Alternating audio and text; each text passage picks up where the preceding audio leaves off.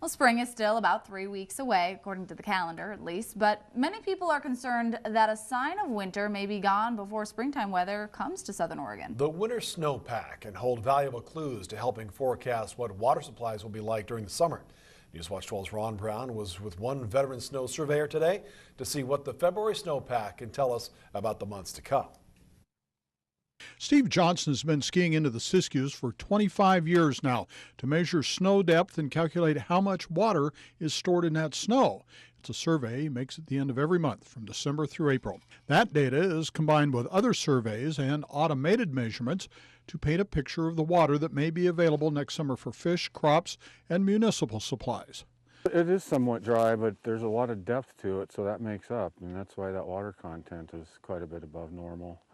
That was at the Siskiyou Pass. Higher up, it's not quite up to normal, but it is a lot better than it was this time last year. Last year, on this exact date, February 27th, the Rogue Basin was 58% of normal.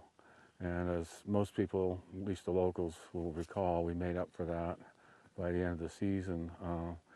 Today, in contrast, it's 89% of normal for the entire Rogue and Umpqua basins, whereas the Klamath River Basin is around 75%.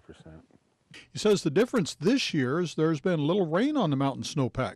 It's all come in the form of snow, which in my experience is somewhat unusual.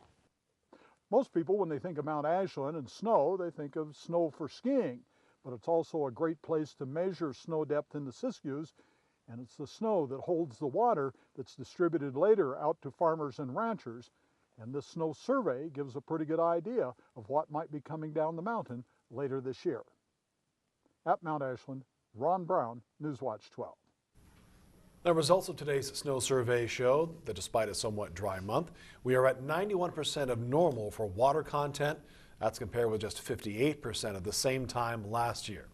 As for whether we need to expect or could expect more for the spring, well, obviously only time will tell.